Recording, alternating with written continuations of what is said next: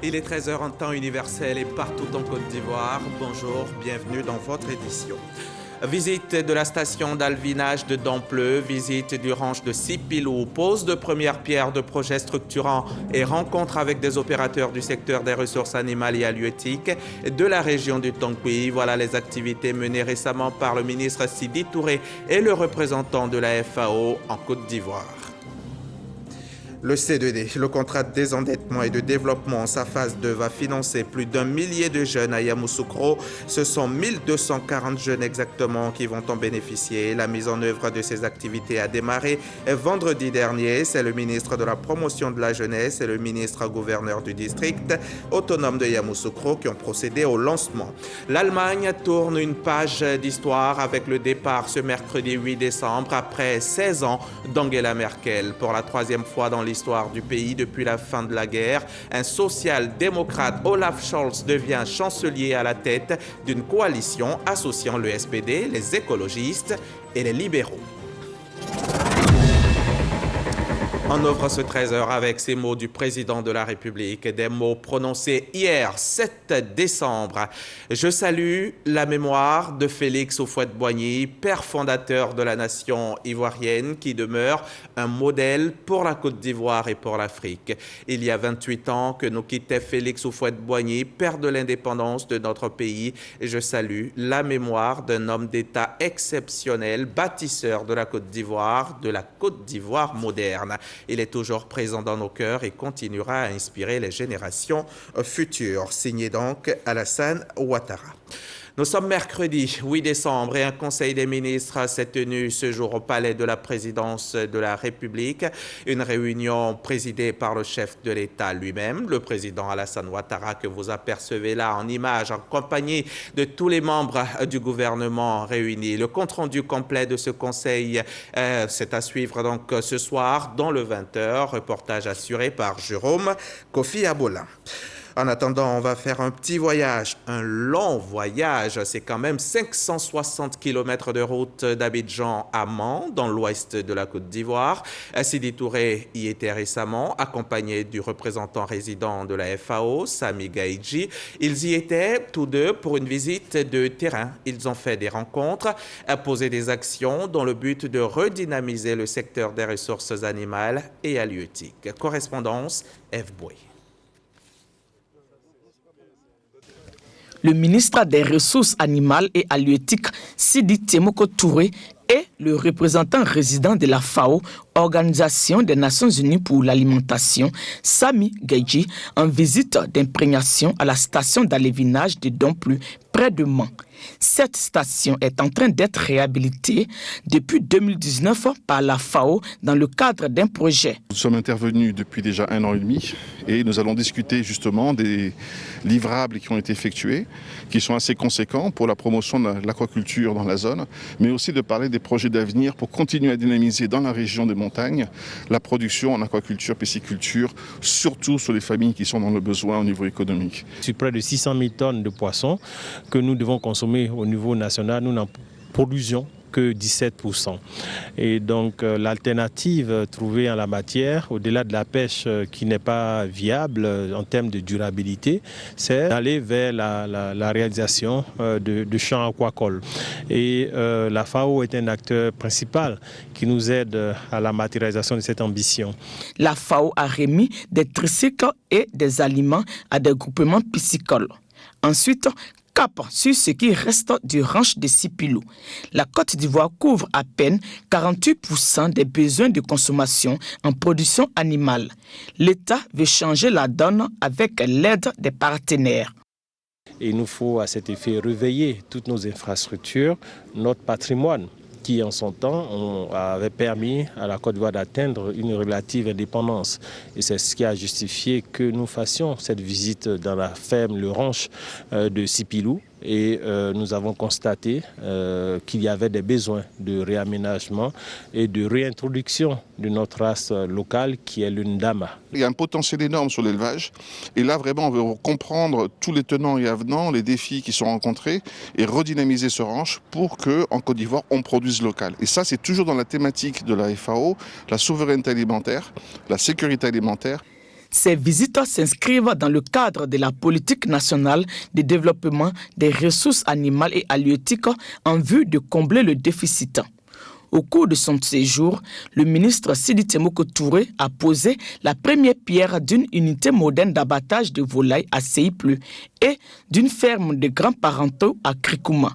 Ceci pour la modernisation du circuit de production et de distribution de la filière volaille.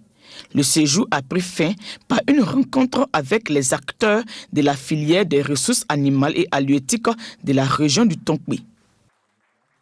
La pêche illégale prend des proportions énormes en Afrique. Il faut y mettre fin. Les pays africains du Golfe de Guinée sont en tout cas déterminés à le réussir. Ils ont décidé d'unir leurs forces pour lutter efficacement contre la pêche illégale dans leurs eaux. Un groupe de travail a même été mis en place pour coordonner les actions et un atelier vient d'être organisé ici à Abidjan pour analyser et valider leurs documents. Les précisions de Cheikh Koné Aboubakar. La pêche illicite, non réglementée, appelée aussi pêche INN, fait perdre annuellement plus de 170 milliards de francs CFA à 6 pays d'Afrique de l'Ouest. Le Bénin, le Nigeria, le Libéria, le Ghana, le Togo et la Côte d'Ivoire. Dans ces pays, près du tiers des productions halieutiques est pillée illicitement. C'est pourquoi les experts régionaux réunis au sein du comité des pêches du centre-ouest du Golfe de Guinée, CPCO, préconise la mutualisation des moyens pour venir à bout du phénomène. On s'est rendu compte que les pays, individuellement, n'arrivaient pas à couvrir leurs espaces maritimes et à les protéger normalement. Donc à partir d'un seul système régional, nous pouvons surveiller toutes les activités de pêche dans la région au point d'alerter chacun des pays pour leur dire il y a tel navire dans votre pays, est-ce qu'il bénéficie d'une licence de pêche, quels sont les contrats qui sont faits là-dessus et impliquer les armées, les marines nationales à prendre les dispositions nécessaires qu'il faut. Un protocole de patrouille conjointe a été mis en place pour renforcer la surveillance des eaux territoriales des pays du CPCO. Un projet pilote dans ce sens verra le jour entre les marines du Bénin et du Togo. En Côte d'Ivoire, bien que la pratique de la pêche illégale continue de sévir, les actions de surveillance se renforcent. Au niveau de la Côte d'Ivoire, nous avons mis en place certains systèmes. On a commencé d'abord par mettre en place le centre de surveillance des pêches, qui est un système qui permet, en tout cas, de voir les navires qui sont en train d'opérer en mer. Le représentant du ministre des Ressources animales et halieutiques s'est félicité des engagements des pays. Cependant, il déplore le nombre sans cesse croissant des bateaux pirates sur les côtes ouest africaines. Des bateaux qui sont vraiment bien équipés et c'est généralement des bateaux asiatiques qui viennent commettre ces dégâts-là. Et en plus de cela, ils créent des dégâts à nos pêcheurs artisans et qui ne vont pas loin. Et quand ces bateaux-là passent non loin des rivages, ils déchirent les filets, ils cassent les pirogues de nos piroguiers. De tous les pays du CPCO, seul le Ghana est autosuffisant dans la production du poisson. Ce pays importe moins de 10% de ses produits de pêche, contre 70% pour les autres pays. Et toujours concernant les ressources halieutiques, dans la pêche artisanale, c'est carrément le branle-bas. On assiste à la surexploitation des zones de pêche, l'utilisation de produits prohibés ou encore la raréfaction des espèces de poissons dans les eaux. Il y a donc turbulence dans le secteur, une pêche qui pourtant reste l'un des piliers de la production nationale de poissons, encore trop dépendante malheureusement de l'importation. Les acteurs ne restent pas les bras croisés, ils s'organisent pour venir à bout des difficultés. Mais comment procède-t-il? C'est ce qu'a tenté de savoir notre reporter Jean-Louis Gbangbo qui s'est rendu jusque dans le village de Lozwa, dans le département de Guitry.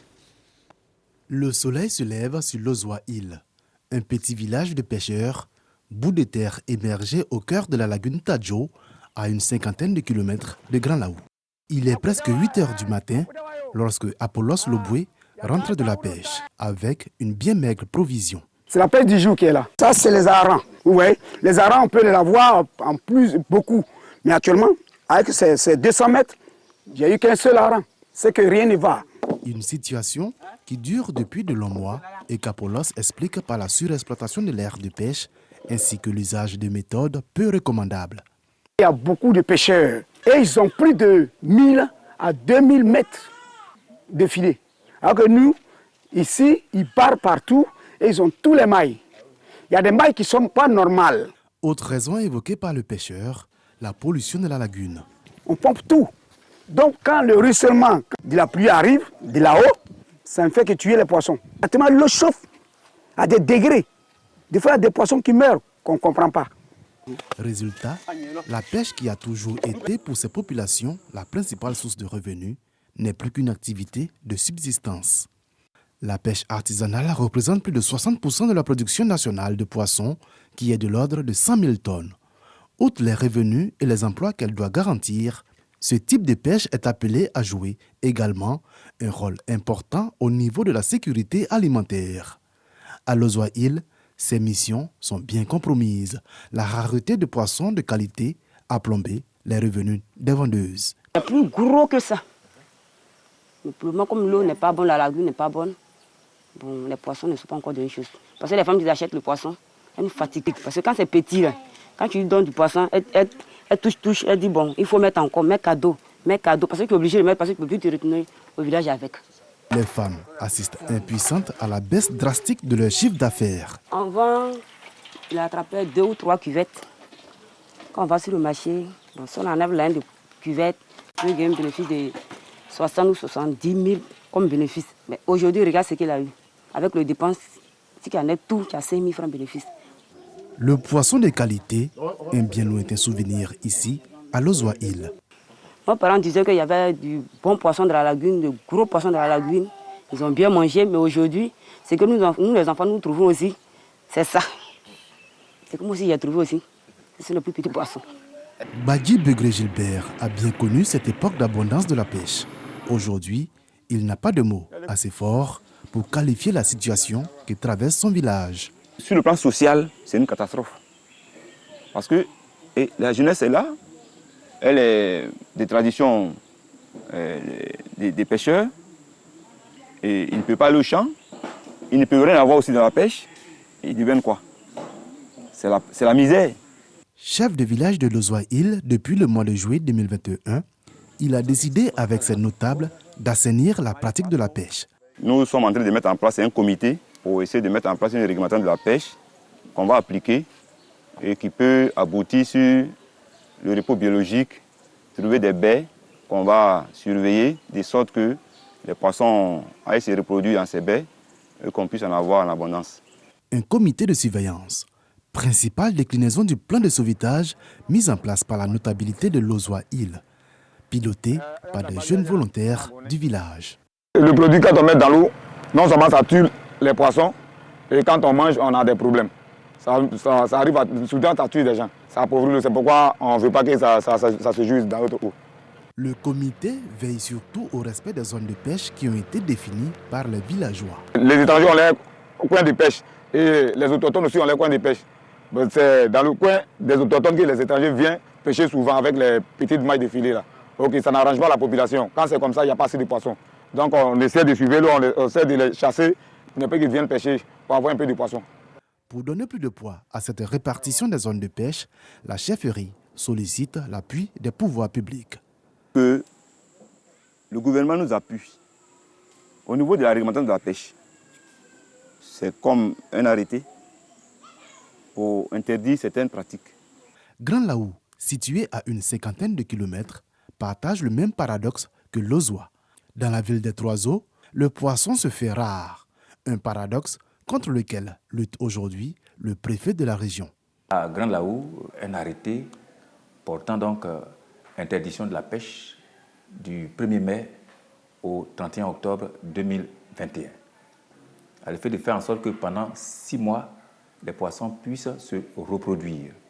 Des mesures contre la pêche traditionnelle irrégulière, mais également contre les navires de pêche qui se retrouvent dans les eaux sans autorisation. Nous avons des bateaux qui viennent de l'extérieur, qui sont dans nos eaux. Nous ne comprenons pas pourquoi est-ce que ces bateaux sont dans nos eaux. Et donc, avec l'arrondissement des affaires maritimes, des mesures sont prises pour que chaque fois que ces bateaux-là rentrent dans nos eaux, nous faisons en sorte de les interpeller donc pour les repousser. L'autorité préfectorale veut faire de Grand Laou le point d'ancrage de la production du poisson ivoirien et contribuer à partir de cette région à la satisfaction des besoins nationaux estimés à quelques 600 000 tonnes. La Côte d'Ivoire dépend à 85% de l'importation, une importation qui coûte un peu plus de 300 milliards de francs CFA à l'économie du pays. Côte d'Ivoire, les difficultés de la pêche artisanale, c'est un grand reportage de Jean-Louis Gbangbo du service économie de la rédaction. Jean-Louis Gbangbo, l'homme du 8 décembre, notre homme du jour. Recensement général de la population et de l'habitat 2021, qu'en est-il de l'opération et où en est-on?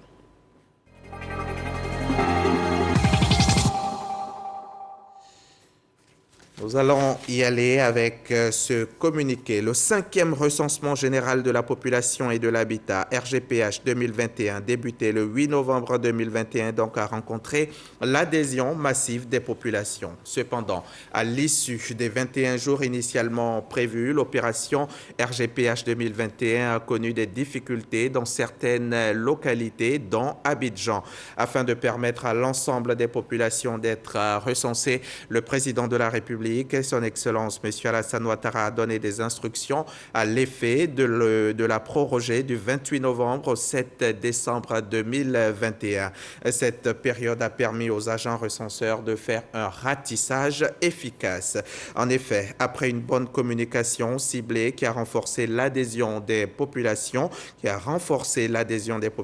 nous pouvons affirmer que l'opération du dénombrement s'est bien déroulée sur l'ensemble du territoire national. Les remontées dans le serveur central du projet font état de 24 952 249 personnes recensées à date sur une prévision de 29 105 787, soit un taux d'achèvement de 86%.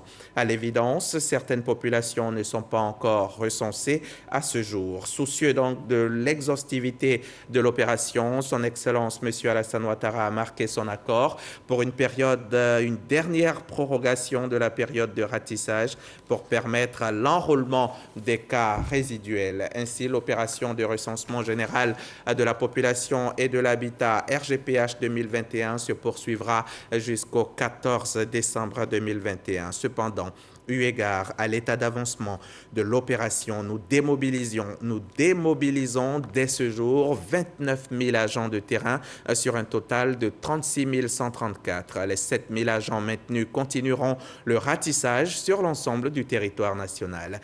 Nous invitons les populations à prendre toutes les dispositions utiles pour se faire recenser durant cette période. Signé des mains de Niale Kaba, la ministre du Plan et du Développement.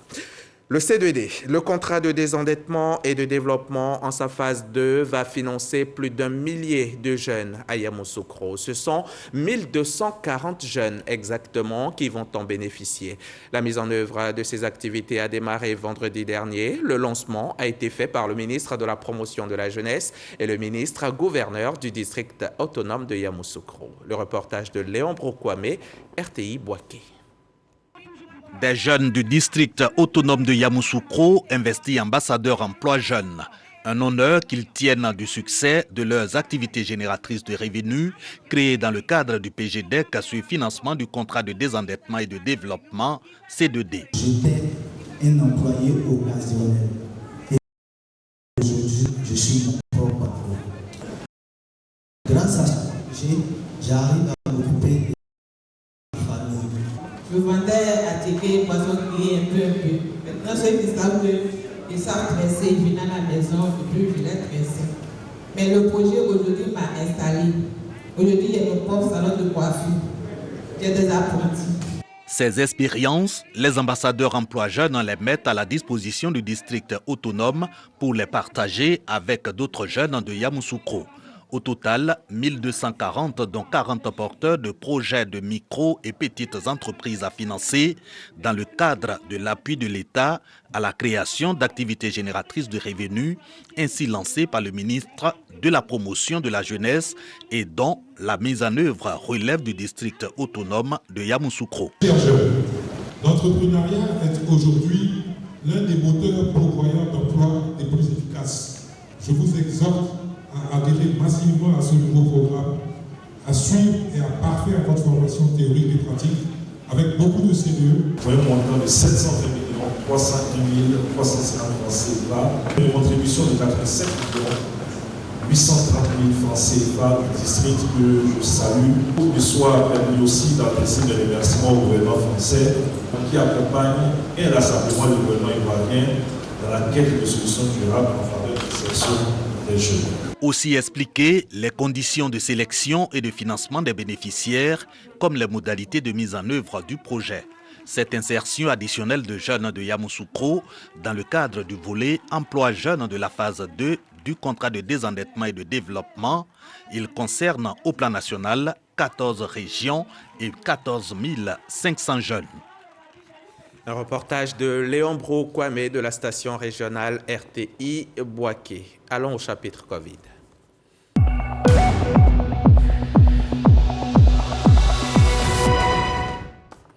Hier mardi 7 décembre, le virus Covid a touché quelques 18 personnes, ce qui porte à 61 844 le nombre de malades depuis le début de la pandémie. Le coronavirus en Côte d'Ivoire, c'est aussi 706 décès et 242 cas encore actifs. Il faut se mettre à l'abri de cette maladie et pour ça, portons les masques de protection et faisons-nous vacciner. C'est facile, c'est simple et ça protège. La Cour des comptes vient de recevoir du matériel informatique. C'est un don de la coopération allemande à travers le projet GIZ Bonne Gouvernance. Il s'agit donc d'outiller l'institution afin de mener une lutte efficace contre la corruption. On en sait plus avec Astotore Dagnogo. Remise d'équipements informatiques de dernière génération à la Cour des comptes. Ce don financé par le ministère fédéral allemand de la coopération économique et du développement s'inscrit dans le cadre d'un projet dénommé Bonne Gouvernance pour l'accroissement des investissements et de l'emploi en Côte d'Ivoire. Ce projet qui couvre la période 2020-2024 vise à appuyer la Cour des comptes afin de renforcer sa capacité en ce qui concerne les nouvelles méthodes d'audit, en particulier la pratique des audits de performance. Ce projet vise à soutenir les efforts de réforme du gouvernement ivoirien pour améliorer le climat d'investissement et d'affaires en renforçant l'intégrité, la redevabilité et la passation des marchés publics en respectant le principe de la concurrence. En tant qu'institution supérieure de contrôle des finances publiques, la Cour des comptes est au cœur du dispositif de reddition des comptes et de redevabilité. Pour le premier responsable de la Cour des comptes, ce don d'équipement sera très utile. Le partenariat entre la Cour des comptes et la coopération allemande dans le cadre du projet Bonne Gouvernance va couvrir donc ainsi un large spectre d'actions et va aller en s'intensifiant. La Cour s'engage à mettre en œuvre toutes les diligences nécessaires pour l'atteinte des objectifs et des résultats fixés dans la matrice de résultats du projet concernant la Cour des comptes. Mon souhait profond est que ces activités permettent à terme à la Cour des comptes de disposer de tous les outils modernes nécessaires pour l'accomplissement des nombreuses missions qui lui sont dévolues. Convaly Diomandé se réjouit également des autres chantiers et activités de renforcement en cours, inclus dans le cadre du partenariat entre la Cour des comptes et la coopération allemande. Et l'actualité allemande, c'est aussi que le Bundestag a élu ce mercredi le social-démocrate Olaf Scholz au poste de chancelier d'Allemagne. Le résultat de ce vote marque le retrait d'Angela Merkel à l'issue de 4 mandats, 2 mois et demi après les élections en Allemagne. Le social-démocrate, donc Olaf Scholz, va devenir ce mercredi 8 décembre. Il est même devenu ce mercredi chancelier, faisant revenir le centre-gauche au pouvoir et refermant définitivement les 16 années de l'ère Angela Merkel. On en vient à cet autre don important fait cette fois par l'ambassade de France en Côte d'Ivoire à l'ONPC. L'ONPC, c'est l'Office national de la protection civile. Le don qui a été remis donc au ministre de l'Intérieur et de la Sécurité est d'une valeur de 55 millions de francs CFA. Il est composé de matériel de secours, de matériel nautique et informatique. C'était en présence de nos reporters Angela Diallo et Sidonie Davila. Leur compte rendu. C'est avec un sentiment de joie que les agents de l'Office national de la protection civile ont reçu du matériel de secourisme, du matériel nautique et informatique. Au nom de l'ensemble des pompiers, je voudrais vous adresser l'expression de notre gratitude et souhaiter que ce partenariat que la France et la Côte d'Ivoire ont noué se poursuivent pour le bonheur de l'ensemble de nos populations. C'est du matériel de secours d'une valeur de plus de 50 millions de francs CFA, comprenant entre autres des tenues de sauvetage, des ordinateurs, des sacs de premiers secours, offerts par l'ambassade de France aux acteurs de la protection civile. Je suis aujourd'hui ravi de pouvoir remettre à l'ONPC un ensemble de matériel. Il s'agit de matériel de secourisme pour la formation des pompiers, l'armement des centres de secours. Il s'agit également d'équipements informatiques destinés à la future salle de gestion interministérielle de crise. Ce don s'inscrit dans le cadre de la coopération qui existe entre la Côte d'Ivoire et la France. Ce partenaire n'est pas à sa première action en faveur de la sécurité des populations ivoiriennes. Au-delà de l'appui en équipement que nous saluons, la coopération française continue d'appuyer l'ONPC dans la formation et le renforcement des capacités des pompiers civils. Le défi qui s'impose à nous est de mettre en place une protection civile forte, capable de développer la préparation nécessaire et la réponse optimale face aux risques et à toutes sortes de catastrophes. L'Office national de la protection civile détient 30 centres de secours d'urgence implantés dans les différents chefs-lieux de région de la Côte d'Ivoire. Là, on va retrouver Godefroy Okambawa à Akwedo village. C'est ici dans la commune de Cocody. Notre reporter a assisté là à une remise d'équipements de protection individuelle aux précollecteurs de Cocody. Le don a été fait par le groupement d'intérêt économique Espoir des précollecteurs. Voici son témoignage. Des gants, des bottes, des masques respiratoires remis aux précollecteurs de Cocody afin de les aider à atteindre leurs objectifs. Rendre propre la commune de Cocody en assainissant leur cadre de vie. Le groupement d'intérêt économique Espoir des précollecteurs de Cocody ambitionne de se donner les moyens pour mener efficacement sa mission de salubrité publique dans cette commune. Je tiens à remercier la GIE pour tout l'effort qu'ils fournissent pour les précollecteurs de Cocody. Je ne voudrais pas qu'on voit ce métier comme un métier qui était sale, mais c'est un métier qui nourrit son homme et que ça, aujourd'hui, ça nourrit des familles. Donc à travers ça, ils arrivent à prendre leur famille en charge. Donc il faut leur donner tout ce dont ils ont besoin. Nadro Félix a réitéré l'entière adhésion de l'ANAGED et du ministère de l'Assainissement et de la Salubrité dans l'engagement du groupement à offrir un environnement sain aux populations. En reconnaissance de tout ce qu'ils font pour l'État de Côte d'Ivoire et pour la Côte d'Ivoire en particulier, l'ANAGED n'a pas voulu rester en marge de cette cérémonie de remise de kits pour les encourager pour tout ce qu'ils font déjà pour la commune de Cocody. Et c'est aussi bon pour eux de pouvoir s'organiser en entreprise pour donner de la valeur à ce qu'ils font.